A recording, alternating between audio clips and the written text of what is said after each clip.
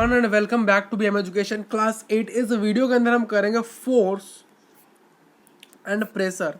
तो शुरू करते हैं इस चैप्टर को बढ़िया तरीके से। देखिए ये जो बंदा है यहाँ पर आपको दिख रहा होगा भाई, देखिए यहाँ पर ये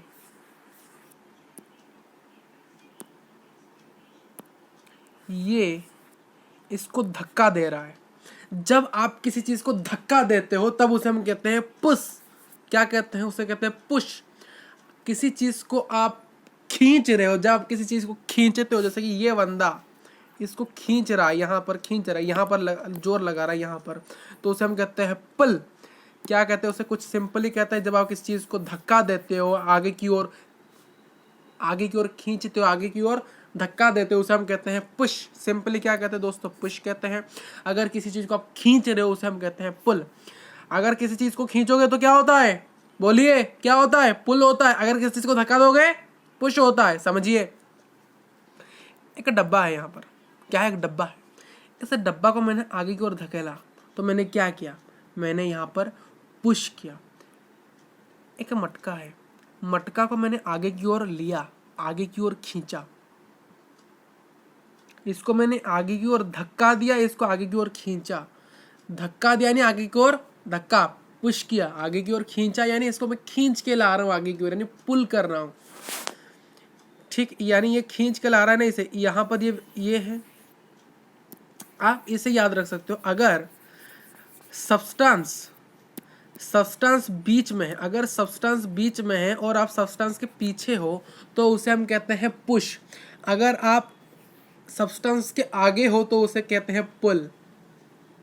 बहुत बार कन्फ्यूजन होता है जब हम चाहते हैं मार्केट के अंदर, वहां पर दुकान के अंदर एंटर करते हैं, ग्लास लगी होती है, glass, AC glass, door glass का होता है। दुकान, ड्रेस के दुकान के अंदर जाओगे, मेडिसिन स्टोर के अंदर जाओगे तो वहां पर ग्लास कैसा होता है?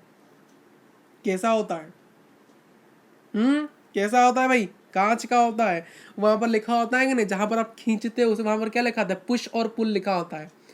अगर पुल लिखा होगा तो क्या करोगे? उसको क्या करोगे? बाहर की ओर खींचोगे। ये दरवाजा है।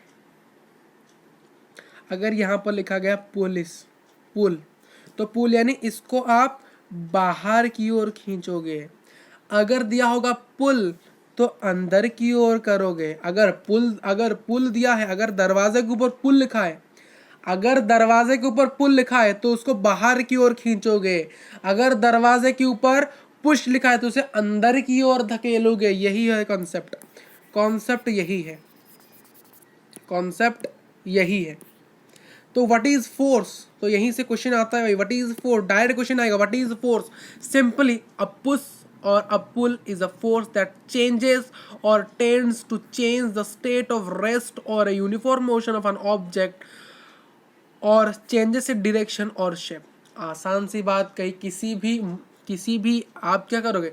आइदर किसी चीज को पुश करोगे, किसी चीज को आगे की ओर धक्का दोगे, या फिर उसको पीछे की ओर खींचोगे। ये होता है पुश और पुल, जो कि क्या करता है? चेंजेस करता है किसी भी बॉडी का स्टेट को।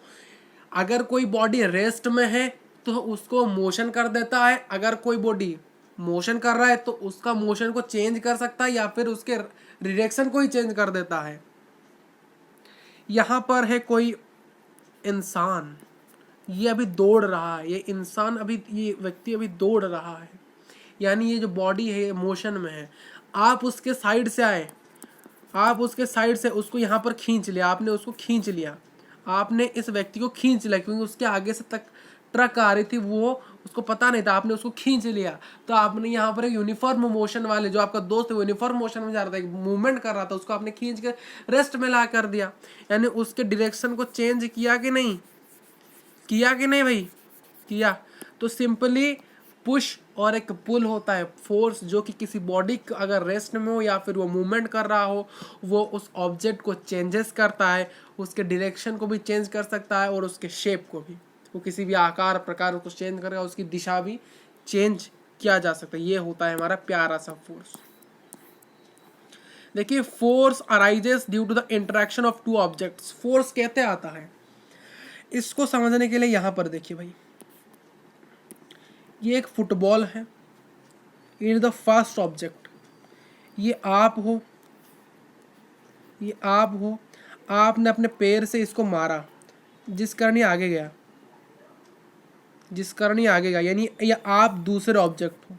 यानी दो, आपने उस फुटबॉल को मारने के कारण ही वो फुटबॉल आगे की ओर गया नहीं। यानी फोर्स कब होता है, पुश और पुल कब होता है, पुश और पुल कब होता है, वही पिक्चर में चलते हैं वापस यहाँ पर। यानी फोर्स कैसे आता है, यानी यहाँ पर ये ऑब्जेक्ट होने के कारण ही आप इसे पुश कर रहे हो कि नहीं। यानी ये पहला ऑब्जेक्ट, ये पहला ऑब्जेक्ट है, या आप दूसरा ऑब्जेक्ट हो, आप इसको आगे की ओर खींच रहे हो, तभी तो फोर्स हुआ। यहाँ पर आपने जो धक्का आगे की ओर दिया ना, यहाँ पर आपने फोर्स अप्लाई किया। आपने क्या अप्लाई किया, फोर्स अप्लाई करने के कारण ही इसको आप मूवमेंट कर पाओगे। यहाँ पर ये जो खींच के आसानी से ले रहा है आगे की ओर, आगे की ओर ले रहा है, जो कैसे ले पा रहा है, सिंपली पुल करने के कारण, इसको पुल करके वो आगे की ओर ला रहा है। कैसे ला रहा है, फोर्स अप्लाई करने के कारण, ताकत, ताकत, ठीक है, ताकत अप्लाई करने के कारण, ठीक।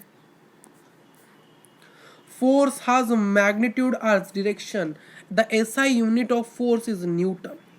ठीक, इस चीज को समझिए। मैग्नीट्यूड क्या होता है, लेंथ। मैग्नीट्यूड बेसिकली होता है दोस्तों लेंथ होता है। डायरेक्शन तो दिशा है। मैंने बोला कि ये भाई एक सब्सटेंस है, ये एक सब्सटेंस है, और यहाँ पर मैं हूँ। मैं इस सब्सटेंस को यहाँ पर लाना चाहता हूँ, यहाँ पर इस जगह में इसको लाना चाहता हूँ। यानी तो मैं क्या करूँगा, यहाँ पर इसको पुश करूँगा, इसको पुश किया, इसको मैं पुश करूँगा किस डायरेक्शन के अंदर, इस इधर, यहाँ पर इसको इधर मैं पुश करूँगा और इसको यहाँ से लेकर यहाँ पर रख दूँगा। यानी इतने डिस्टेंस तक मैंने क्या किया, इसको पुश किया। यानी मुझे पता है मैं कहाँ पर इसको इसका डायरेक्शन है, तो मैंने फोर्स कहाँ पर दिया, यहाँ पर दिया। और एक जगह से दूसरी जगह मैंने जब लिया तो मैंने कुछ लेंथ को ट्रैवल किया कि नहीं। यानी पहले सब्सटेंस यहाँ था, अब सब्सटेंस यहाँ है, तो यहाँ से यहाँ तक आने में मुझे कुछ लेंथ लगा कि नहीं, कुछ तो लेंथ लगा होगा, कुछ तो लेंथ लगा होगी नहीं। और यहाँ से जब मैं लाया यहाँ की ओर, तो यहाँ से लाने के लिए यहाँ पर और मुझे एक डायरेक्शन मिलेगा नहीं, यानी यहाँ से इसके सीधे लाएंगे, ये सीधा सीधा डायरेक्शन हुआ। तो मैंने कुछ लेंथ भी ट्रैवल किया, यानी कुछ मैग्नीट्यूड मुझे ट्रैवल करना मिल गया, और मुझे पता है कहाँ पर डायरेक्शन भी पता चल गया। तो इसीलिए क्या है, तो क्या है, जिसके पास, आपको याद रखना है बच्चों, जिसके पास मैग्नीट्यूड भी होता है यानी लेंथ होता है, और जिसके पास मैग्नीट्यूड होता है और डायरेक्शन होता है यानी दिशा होता है, उसे हम कहते हैं वेक्टर, उसको हम कहते हैं वेक्टर क्वांटिटी। जिसके पास सिर्फ मैग्नीट्यूड यानी सिर्फ लेंथ होता है, उसको हम कहते हैं स्केलर क्वांटिटी, यानी हमें पता नहीं हमें किस दिशा में से लेना है, तब वो होता है स्केलर क्वांटिटी। तो जो एसआई यूनिट क्या है, एसआई यानी द सिस्टम ऑफ इंटरनेशनल, यानी इंटरनेशनल सिस्टम को हम एसआई यूनिट में शॉर्ट में लिखते हैं। और फोर्स का एसआई यूनिट है न्यूटन। न्यूटन, आइजैक न्यूटन ने फोर्स को पहली बार डिस्कस करने के कारण उसको अपने नाम से लिखा है Newton. A change in the speed of object or a distance of its motion or the both implies a state of its motion. अगर a change in the speed of object, अगर कोई ऑब्जेक्ट स्पीड में है, मान लो एक object है वो 10 kilometre प्रति घंटे की स्पीड में जा रहा है, और बाद में उसने अपने स्पीड को 5 किलोमीटर प्रति घंटा कर दिया, यानी उसने अपने स्पीड को डिक्रीज किया है कि नहीं, डिक्रीज किया है कि नहीं, यानी उसके स्पीड में चेंज आया। या फिर पहला एक बॉडी जो कि मोशन कर रहा था, वो पहले सीधा जा रहा था, फिर उसने लेफ्ट मार दिया, क्या मार दिया, लेफ्ट मार दिया, तो इससे उसके डायरेक्शन में चेंज आया कि नहीं।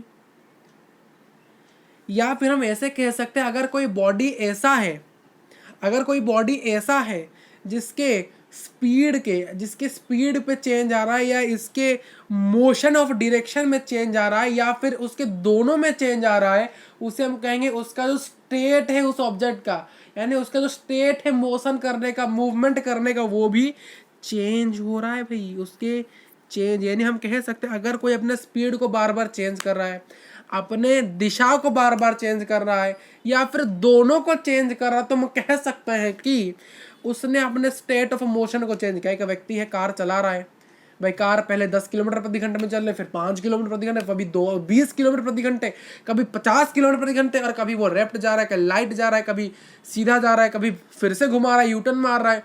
तो इसे हम कह सकते हैं कि ये जो कार का जो ऑब्जेक्ट उसके अंदर बैठा है वो क्या कर रहा है, अपने स्टेट ऑफ मोशन को चेंज कर रहे हैं। ठीक है भाई। Force acting on a object में The force acting on an object may cause a change in its state of motion or change its step. अगर जो फोर्स है वो किसी भी ऑब्जेक्ट के मोशन को चेंज कर सकता है या फिर किस उसके शेप को ही चेंज कर सकता है। देखिए एग्जांपल यहाँ पे बताते हैं बढ़िया सा। देखिए भाई, यहाँ पर देखिए आप, ये क्या है भाई, ऑब्जेक्ट है। क्या है, ऑब्जेक्ट है, बढ़िया सा ऑब्जेक्ट हमारा, मस्त सा ऑब्जेक्ट है। तो ये ऑब्जेक्ट क्या कर रहा है, मोशन कर रहा है। क्या है ये ऑब्जेक्ट, क्या है, मोशन। ये ऑब्जेक्ट यानी एक ऑब्जेक्ट है, इसके ऊपर मैंने यहां से फोर्स डाला, यानी इसको धक्का दिया आगे की ओर, तो ये हिलेगा कि नहीं, ये चेंज, इसका डायरेक्शन चेंज हो जाएगा कि नहीं। ये पहले क्या था, इसका स्टेट ऑफ मोशन पहले क्या था, रेस्ट था। पहले किस में था, रेस्ट में था। इसको जब मैंने धक्का दिया तो ये थोड़ी देर आगे और चलेगा ही नहीं, थोड़ी देर आगे और चलेगा ही नहीं, यानी इसने मोशन किया कि नहीं। इस एग्जाम्पल ना से एक और एग्जाम्पल समझिए। फुटबॉल है भाई, फुटबॉल है, फुटबॉल का स्टेट ऑफ मोशन अभी क्या है, रेस्ट है। फुटबॉल को मैंने अपने पैर से लात मारा तो ये आगे की ओर मूवमेंट इसने किया, जिस कारण इसका स्टेट ऑफ मोशन क्या हुआ, मूवमेंट में आ गया, एक्टिव हो गया। पहले जो ऑब्जेक्ट रेस्ट में था वो अभी क्या कर रहा है, मोशन कर रहा है भाई। तो मोशन करने के कारण इसके स्टेट ऑफ मोशन में चेंज आया कि नहीं, आया। या फिर आपने देखा कुछ चीजें ऐसी होती है कमजोर दिल की, स्पॉन्ज, ये मान लो एक स्पॉन्ज है, इस स्पॉन्ज के ऊपर अगर यहाँ से मैंने अपने हाथ के लगाए प्रेशर, यानी हाथ से यहाँ पर क्या लगाया, फोर्स लगाया, तो ये क्या होगा, चिपक जाएगा, ऐसा बन जाएगा, थोड़ा सा पतला हो जाएगा कि नहीं। इलास्टिक के ऊपर अगर फोर्स लगाएंगे तो उसका शेप यहाँ पर इसका चेंज हो गया, नहीं पहले ये बहुत फुला हुआ था, अब क्या है, पतला सा हो गया। यानी ये ऐसा था पहले, इसके ऊपर मैंने फोर्स लगाने का, ऐसा हो गया, यानी इसका जो स्पॉन्ज है इसका क्या हुआ, शेप में चेंज आ गया। यानी फोर्स, अगर किसी के ऊपर आप फोर्स लगा रहे हैं, यानी पुश, फोर्स क्या है, अगर पुश कर रहे हो या फिर पुल करो किसी बॉडी का, अगर पुश करो पुल करो तो फोर्स लगा रहे हो, तो फोर्स लगाने के कारण उस बॉडी के स्टेट ऑफ मोशन कब चेंज कर सकते हो, अगर वो रेस्ट में है तो उसको मूवमेंट कर सकते हो, अगर कोई व्यक्ति रेस्ट में है मूवमेंट कर रहा है तो उसको रेस्ट में ला सकते हो, या फिर उसके शेप को ही पूरी तरह, उसके आकार प्रकार को ही पूरी तरह से चेंज कर सकते हो। ठीक। A force can act on a object with और without being in contract with. Force कैसे हो सकता है, एक ऑब्जेक्ट के, force can act on a object with और without being in contract with, यानी एक ऑब्जेक्ट के कॉन्ट्रैक्ट में आकर भी फोर्स हो सकता है, ना आकर भी हो सकता है। कैसे, ये एक ऑब्जेक्ट है, ये ऑब्जेक्ट यहां से तब तक नहीं हिलेगा जब तक इसके ऊपर कोई फोर्स ना दे दे, कोई फोर्स ना दे दे, या नहीं। यानी ये एक बक्सा है, इस बक्सा इस जगह से कब हिलेगा, बताओ कब हिलेगा, कब आएगा, जब तक किसने इसके ऊपर फोर्स ना डाला, जब तक किसी ने इसी के ऊपर फोर्स ना डाला तब तक ये आगे नहीं है। यानी जब तक आप इसके कॉन्ट्रैक्ट में आकर इसका आगे नहीं खींचोगे तब तक ये आगे नहीं जाएगा, जब तक आप इसके कॉन्ट्रैक्ट में नहीं आओगे तब तक फोर्स नहीं जाएगा। ठीक है। आपके घर के ऊपर मान लो आपने कोई तिरंगा लगा, आपके घर के ऊपर मान लो आपने क्या लगाया, एक कागज रख दिया, सुबह उठ के जाओगे तो वो कागज क्या होगा, अगर रात को तेज हवा चली है नहीं होगा। क्यों नहीं होगा, वो जो कागज है वो उड़ जाएगा, क्योंकि उसके ऊपर हवा, उसके ऊपर प्रेशर किसने, उसके ऊपर फोर्स किसने लगाया, किसने लगाया, हवा ने लगाया। तो क्या आप उसके कॉन्ट्रैक्ट में आए थे, नहीं आए थे, तो वहां पर फोर्स लगा कि नहीं। यानी फोर्स कॉन्ट्रैक्ट में, यानी फोर्स बेसिकली दो प्रकार के होता है दोस्तों, यहाँ पर से आप समझ जाइए। जो फोर्स हमारा है वो दो प्रकार का है। पहला फोर्स है भाई कॉन्ट्रैक्ट फोर्स, दूसरा है non contract force. Contract force के अंदर आता है muscular force, mechanical force, frictional force. Friction यानी क्या है? स्लिपरी जगह, जहां पर आप ज्यादा खिसकते हो ना, वो होता है फ्रिक्शन बेसिकली। जहां पर जितना ज्यादा फ्रिक्शन होगा उतना ज्यादा स्लिप करेगा वो जगह, है कि नहीं? धड़ाक से स्लिप करता है। ये non counter magnetic force, electrostatic force, gravitational force. ये देखिए आप एक और चीज देखिए, हम मिट्टी से जुड़े हुए क्यों चलते हैं भाई बताओ? मिट्टी से, हम मिट्टी से जुड़े हुए क्यों चलते हैं? स्पेस में जाकर हम मिट्टी में क्यों नहीं रह पाते हैं? जो स्पेस शटल में आपने बंदे देखे होंगे, वो स्पेस शटल में से घूमते क्यों रहते हैं? वो मिट्टी में क्यों नहीं चल, वो स्पेस शटल में क्यों नहीं चल पाते हैं? क्यों नहीं? हाँ, क्यों नहीं चल पाते हैं? क्योंकि वहां पर ग्रेविटेशनल फोर्स नहीं है। आप मिट्टी के कॉन्ट्रैक्ट में क्यों चल पाते हो? क्योंकि यहाँ पर ग्रेविटेशनल फोर्स, यानी अर्थ के द्वारा एक ग्रेविटेशनल फोर्स के कारण आप मिट्टी के साथ जुड़ के चलते थे। ये जो अर्थ का ग्रेविटेशनल फोर्स के कारण ही आप चल सकते, और अर्थ की ग्रेविटेशनल फोर्स है करीबन 9.8 समथिंग है, ठीक है, जिस कारण आप इस मिट्टी में चल पाते। नहीं तो आप भी मिट्टी में कॉन्ट्रैक्ट नहीं आता, आप कहीं आपके इस एटमॉस्फेयर कहीं घूमते, जैसे कि वो बंदा स्पेस शटल के अंदर इधर उधर मूवमेंट करता। ठीक है, अभी देखते हैं डिटेल में एक एक चीज को। टाइप ऑफ फोर्स, पहला है कॉन्ट्रैक्ट फोर्स। जो ऐसे कुछ फोर्स होते हैं जो कि बॉडी के कॉन्ट्रैक्ट में आने के बाद ही कुछ force actual contract with the body. The force act on a body when the source of the force is in an actual contact with the body. The points where the force is applied on a body is called the point of application of force or the point of contact. Simply इसका अर्थ है, यानी किसी body के ऊपर अगर आपको क्या करना है, फोर्स लगाना है, तब तक आप नहीं लगा सकते उसके ऊपर फोर्स जब तक आप उसके कॉन्ट्रैक्ट में नहीं आए हो। यहाँ पर एक ऑब्जेक्ट है, इस ऑब्जेक्ट को कब घुमाओगे? यहाँ से यहाँ पर उसको कैसे लाओगे? जब तक आप उसके कॉन्ट्रैक्ट में ना आकर उसको फोर्स आपने ना दिया हो तब तक वो नहीं जाएगा। और जिस जगह पर आप जब उसके कॉन्ट्रैक्ट में आते हो, जब यहाँ पर है और आपका पैर इस फुटबॉल में आकर लगता है, जो पॉइंट यहाँ पर होता है, इस पॉइंट को हम कहते हैं पॉइंट ऑफ एप्लीकेशन, यहाँ पर कहते हैं पॉइंट ऑफ कॉन्टैक्ट। जहाँ पर दोनों बॉडी का, यानी जिस बॉडी को आप मूवमेंट करना चाहते हो और आपका टच पॉइंट होता है, उसे हम कहते हैं पॉइंट ऑफ एप्लीकेशन, या फिर हम कहते हैं पॉइंट ऑफ कांटेक्ट कहते हैं। यानी एक फोर्स ऐसा होता है जो कि एक्ट्स करता है बॉडी में, जब उस बॉडी को मूवमेंट करने के लिए जो सोर्स है फोर्स का, वो उसके कांटेक्ट में जब तक नहीं आएगा तब तक वो मूवमेंट नहीं करेगा। और जब वो कांटेक्ट में आ जाएगा, एक पॉइंट होगा, उसमें हम कहते हैं पॉइंट ऑफ एप्लीकेशन, या फिर उसे कहते हैं पॉइंट ऑफ कांटेक्ट। इसके तीन प्रकार के, पहला मस्कुलर फोर्स। ये फोर्स ऐसे फोर्स है जो कि आपके मसल ऑफ द बॉडी के द्वारा एक्सर्ट किया जाता है, यानी make use of muscular force of animal like bullock, horses, camels to get achieve the activity done. यानी बुलक के द्वारा, आपने देखा होगा बुलक काट होता है, तो बुलक के द्वारा, तो बुलक्स के द्वारा क्या होता है, बुलक्स के द्वारा हम उनके ऊपर, यानी जो हमारा होता है काट, जो काट बेसिकली होता है, आपने गांव में देखा है बहुत सारे काट होंगे, उस कार्ट को हम तब तक मूवमेंट नहीं करा सकते जब तक बुलक्स ना आ जाए। जब बुलक्स के ऊपर उस कार्ट को लगा दिया जाता है तभी वो कार्ट्स मूवमेंट करना लगते हैं। कैमल कार्ट सुना होगा, कैमल्स के साथ कुछ कैट लगाए जाते हैं, वो कार्ट तब तक मूवमेंट नहीं करेगा जब तक कैमल्स के कांटेक्ट में वो ना आ जाए।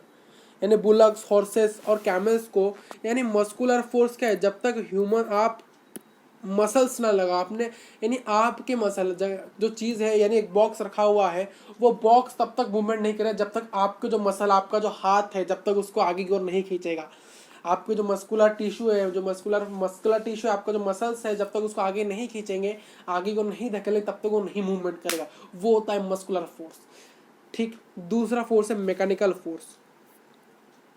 कुछ फोर्स ऐसे होते हैं जो कि मशीन के द्वारा प्रोड्यूस किया जाता है, मशीन के द्वारा,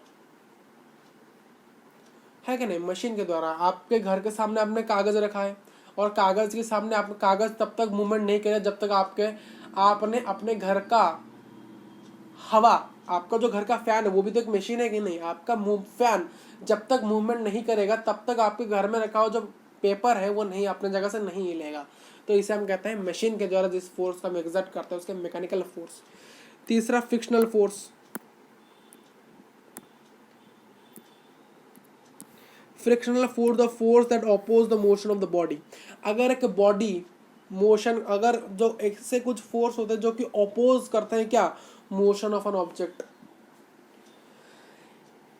यानी फ्रिक्शनल फोर्स बेसिकली क्या है, देखिए कुछ ऐसे फोर्स होते हैं अपोज करता है, यानी कुछ ऐसे फोर्स होते हैं जो कि बॉडी के मोशन को अपोज करता है। यानी अगर आप कोई बॉडी है, मान लो वो क्या कर रहा है, मोशन में है, तो फ्रिक्शनल फोर्स उसे क्या करेगा, रेस्ट में कर देगा, यानी उसको उल्टा करेगा, उसको अपोज करेगा, यानी उस जिसमें उसको अपोज करेगा। यानी यहाँ पर कोई ऑब्जेक्ट वो 10 किलोमीटर प्रति घंटे से नीचे से स्लाइड कर रहा है, एक जगह से नीचे की ओर स्लाइड कर रहा है, तो फ्रिक्शन ज़्यादा होने का ना वो ज़्यादा जोर से स्लाइड करेगा, यानी उसके मोशन ऑफ ऑब्जेक्ट को वो क्या कर रहा है, चेंज कर रहा है, अपोज कर दे रहा है। या फिर वो क्या, अगर फ्रिक्शन बिल्कुल ना हो तो जो 10 किलोमीटर प्रति घंटे से स्लाइड कर रहा था वो तो जीरो हो जाएगा, वो पूरी तरह से वहीं अटक ही जाएगा। तो यहाँ होता है फ्रिक्शनल फोर्स। ठीक, नॉन कॉन्ट्रैक्ट फोर्स क्या है, force which do not apply any physical contract to, यानी दो बॉडीज के बीच में जब तक फिजिकल कॉन्ट्रैक्ट ना, यानी आप किसी चीज को छूते हो वो आगे जाएगा, तो वो होता है फिजिकल, ये होता है कॉन्ट्रैक्ट फोर्स। आप बॉक्स रखा हुआ है, बॉक्स को आप छू नहीं सकते, छुएंगे ही नहीं, वो होता है नॉन कॉन्ट्रैक्ट फोर्स। यानी एक वस्तु को आप बिना छुए किस प्रकार से फिजिकल कॉन्ट्रैक्ट उसके साथ ना, उसके फिजिकल में ना आके हुए उसको किस प्रकार से मूवमेंट कराओगे, वो होता है नॉन कॉन्ट्रैक्ट फोर्स। एग्जाम समझते हैं टाइप से, magnetic force. A magnet exerts a non-contact force of an object made of iron, steel, cobalt, nickel। ठीक, आपने सुना होगा मैग्नेट एक और मैग्नेट से जुड़ जाता है। भाई आपने सुना होगा वो जो मैग्नेट्स होते हैं वो मैग्नेट्स के साथ जुड़ जाते हैं कि नहीं, यानी चुंबक, चुंबक लगता है कि नहीं, चुंबक आपके घर में आपने चुंबक देखा होगा, और चुंबक को आप लोहे के साथ अगर लगा दोगे तो लग जाते हैं। अगर कोई चीज़ आयरन से बना है या फिर स्टील से बना है या फिर कोबाल्ट से बना है या फिर निकल से बना है, अगर मैग्नेट जो कि चुंबक है, अगर चुंबक के लेकर अगर आप कहीं आयरन से बने हुए आयरन के धातु, स्टील के धातु, कोबाल्ट के धातु, निकल के धातु के साथ लगा दो, वो उससे यहाँ से चिपक जाएगा, और वहाँ पर वो जब लगेगा ना तो वहाँ पर एक फोर्स एग्जर्ट होता है, उस फोर्स को हम कहते हैं मैग्नेटिक फोर्स। फिर होता है electrostatic force, the force which result due to the repulsion of similar charge and attraction of opposite charge. आपने सुना होगा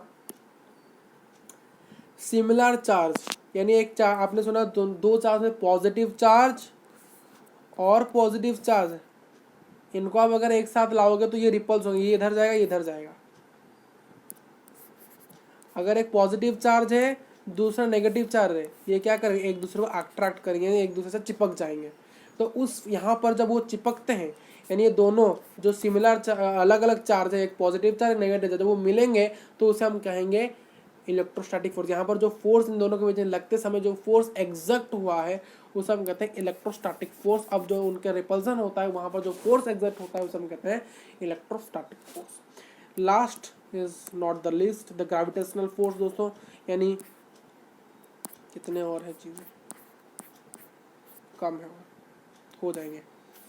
ग्रेविटेशनल फोर्स क्या है, ग्रेविटेशनल फोर्स ऐसा फोर्स है जहाँ पर the force that exist between on two bodies by the virtue of mass, यानी दो बॉडीज के बीच में दोनों का मास अलग है, तब उनके अंदर जब जो फोर्स एग्जिस्ट करता है वो होता है क्या, ग्रेविटेशनल फोर्स। ये अर्थ है, अर्थ का मास अलग है, आप अर्थ के ऊपर चलो आपका मास अलग है, तो आप अर्थ के ऊपर चल क्यों पा रहे हो, इस ग्रेविटेशनल फोर्स के कारण, क्योंकि इन दोनों के बीच में जो मास अलग होने के कारण जो फोर्स एग्जिस्ट करता है उसे हम कहते हैं वर्च्यू, यानी क्या है, चेंज।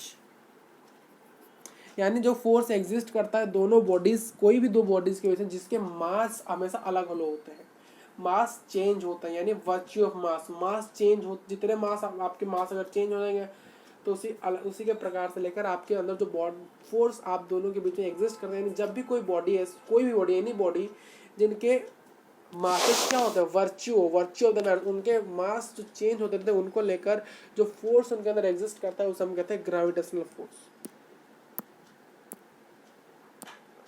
अब हम पढ़ते हैं प्रेशर क्या है। भाई प्रेशर कुछ नहीं है, प्रेशर बेसिकली एक प्रेशर क्या है, प्रेशर भी दो प्रकार का है। देखिए अगर किसी बॉडी के ऊपर आप अगर ये एक सब्सटेंस है इसके ऊपर अगर प्रेशर आप पोस्ट कर रहे हो तो अगर एक एंगल 90 डिग्री बन रहा है ना, अगर एक एंगल 90 डिग्री बन रहा है तो उस फोर्स को हम कहते हैं थ्रस्ट। यहाँ पर जो थ्रस्ट लिखा है, अगर सब्सटेंस के बीच में और जिस बॉडी के द्वारा फोर्स उसके प्रेशर उसके ऊपर एग्जस्ट किया जा रहा है तो उसको हम कहते हैं थ्रस्ट।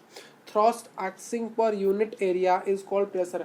जो थ्रस्ट होता है अगर वो एक यूनिट एरिया के अंदर उसके ऊपर क्या करे, एक्ट करे, यानी एक एरिया के अंदर, उसको हम कहते हैं pressure. The thrust is a force acting on an object perpendicular to its substance इन।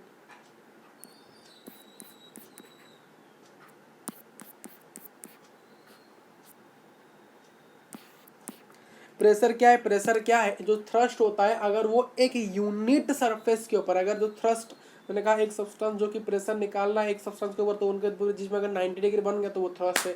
अगर थ्रस्ट एक्टिंग करा एक पर यूनिट एरिया सरफेस के ऊपर, उस एरिया के ऊपर, उस एरिया को हम कहते हैं प्रेशर। और जो थ्रस्ट होता है वो ऐसा एक फोर्स, देखिए प्रेशर भी एक, तो थ्रस्ट है एक फोर्स है, थ्रस्ट का एक फोर्स है जो एक बॉडी के ऊपर एक्ट करता है और उनके बीच में परपेंडिकुलर होता है। यहाँ 90 डिग्री यानी वो परपेंडिकुलर, यानी ये ऑब्जेक्ट, ये जो लाइन वाला ऑब्जेक्ट के ऊपर क्या कर रहा है, परपेंडिकुलर है।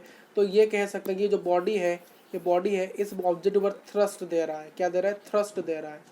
और जो एसआई यूनिट है प्रेशर का उसे हम मेजर करते हैं न्यूटन पर स्क्वायर, न्यूटन पर स्क्वायर मीटर, यानी एन इंटू एम स्क्वायर, और एन एम स्क्वायर को हम कहते हैं 1 पास्कल। जो न्यूटन पर मीटर स्क्वायर एक पास्कल के बराबर है।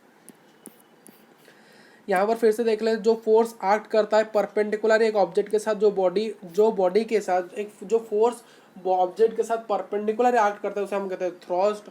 और वहीं जो इफेक्ट होता है थ्रस्ट का अगर वो पर यूनिट एरिया में हो जाए, यानी बड़े से एरिया के ऊपर अगर थ्रस्ट हम निकाले वो 90 डिग्री का हो या कुछ भी हो, उसको हम कहते हैं प्रेशर। यानी थ्रस्ट जब एक्टिंग करता है पर यूनिट एरिया में, एक यूनिट एरिया के अंदर, उसे हम प्रेशर कहेंगे। अगर बॉडी के बीच में ऑब्जेक्ट के बीच में अगर 90 डिग्री परपेंडिकुलर वो हो रहा है प्रेशर तो उस फोर्स उसे हम कहेंगे थ्रस्ट।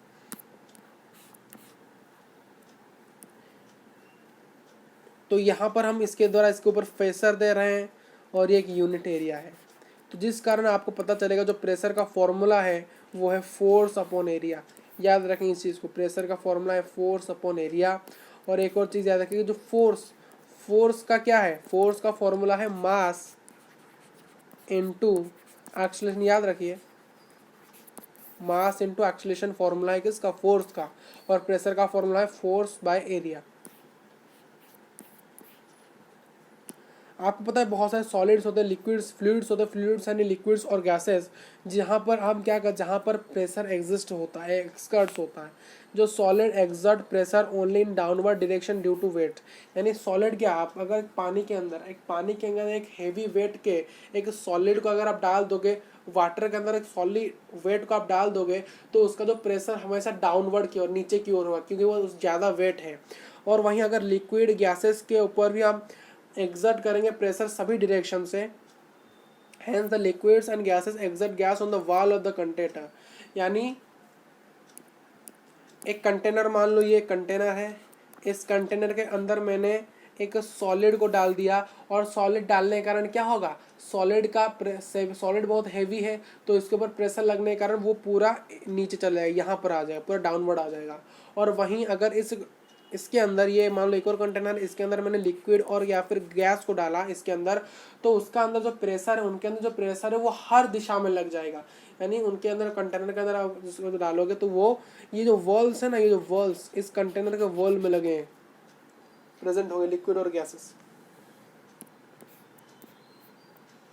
तो think blanket of air covers the earth is termed atmosphere. ये है आपका अर्थ, और अर्थ के चारों ओर एक ब्लैंकेट की तरह ऐसे ऐसे ऐसे करके मतलब एक ब्लैंकेट की तरह कौन लगा है, ब्लैंकेट की तरह कौन लगा है, यहाँ पर देखो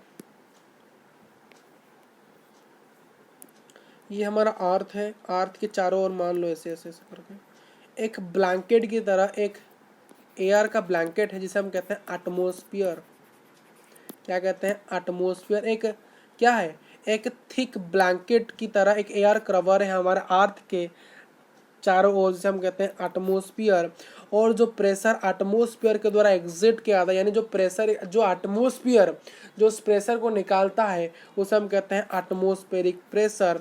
और बहुत ज़्यादा यानी बहुत सारे ट्रेमेंडियस एटमॉस्फेरिक प्रेशर हमारे is surrounding us is not failed by us, यानी इतना सारा जो एटमॉस्फेरिक प्रेशर है जो कि हमारे अर्थ के ऊपर एग्जर्ट कर रहा है वो हमारे द्वारा फील नहीं किया जाता, यानी हम उसे फील नहीं कर पाते हैं। ठीक है, because the fluid pressure inside our body counter balance atmospheric pressure. यानी देखिए, आपको लगता है कि ये जो अर्थ के ऊपर अर्थ बहुत बड़ा है, चारों ओर एटमॉस्फेयर है, तो चारों ओर से बहुत प्रेशर आ रहा है अर्थ के ऊपर, तो वो प्रेशर हमारे ऊपर भी आना चाहिए। क्यों नहीं आ रहा? क्योंकि हमारा बॉडी के अंदर जो फ्लूइड्स हैं, लिक्विड्स हैं, वो एक काउंटर करते हैं, एक बहुत ही बैलेंस्ड परपोज रखते हैं। ठीक, तो यहाँ पर हमारा चैप्टर हम कंप्लीट करते हैं। और आपको ये चैप्टर अगर अच्छा लगा तो thank you for watching this video.